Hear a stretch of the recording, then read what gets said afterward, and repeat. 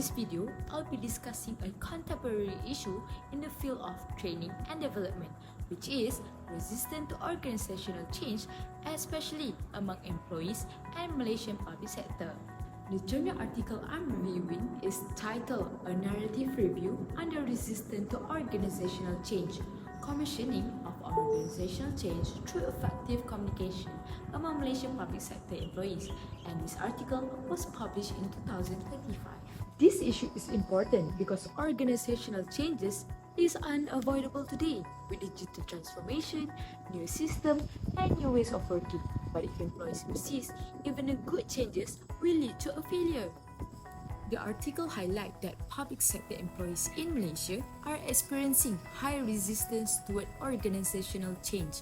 The resistance happens mainly because of fear of uncertainty, generational gaps between older and younger employees, lack of readiness or skill to use new technologies, comfort with old routine, especially in a stable government environment, poor communication from leaders during changes. The article stressed that without proper training and communication, employees tend to feel threatened and overwhelmed, causing them to reject new initiatives. The article identifies several key reasons why employees resist to change. The first one, age factor. Older employees often struggle with technology adoption. They feel less confident with new tools and prefer traditional methods. Communication preference. Different generations communicate differently. Older staff prefer face-to-face communication, while younger ones are more comfortable with digital tools. Misalignment can cause misunderstanding. Next, fear of job security. Employees worry that automation or new system will make their roles irrelevant. Other than that, lack of skill or competency. Many employees feel they don't have the training needed to adapt. When skills don't match the new expectation, resistance will increase. Last but not least, past negative experiences. If previous changes initiative fails, employees become skeptical and distrust leadership decisions. According to the article, resistance leads to several negative outcomes in organization. First of all, low morale and motivation. Employee will feel stressed, confused, or worried.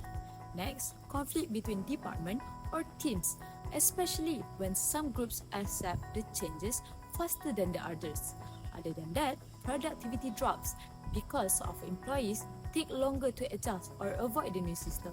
Next, delay and cost overrun. This happens because change initiatives take longer and become more expensive. Then, customer dissatisfaction. This will happen when public service slow down or face error. Last but not least, loss of innovation. This will happen when the organization becomes stagnant and unable to progress. All this show how resistance directly affect training and development because employees can perform well without the right skill and the mindset. The article also emphasized that effective communication and proper training are the two strongest ways to reduce resistance. Let us focus on a straightened communication strategy.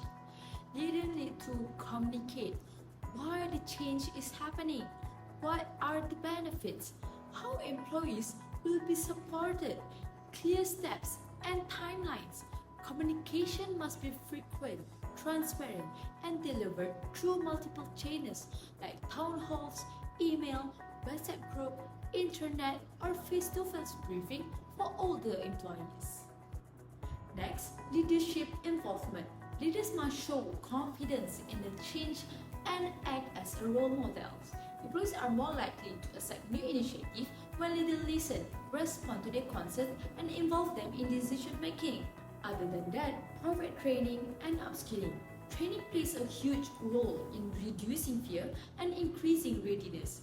The article also suggests continuous learning programs, technical training for new system, soft skills training like adaptability and digital literacy, mentoring between senior and junior employees, and then when employees feel competent, they become more open to change.